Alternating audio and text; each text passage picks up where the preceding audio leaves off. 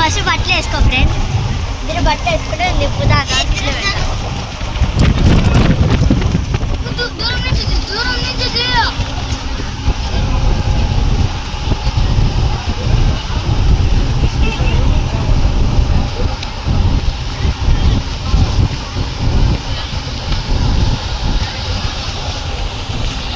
దూరం నుంచి అమ్మా నువ్వు బట్టలు వేసుకుంటావు నాయన, నేను నిప్పుతాను వెళ్ళు.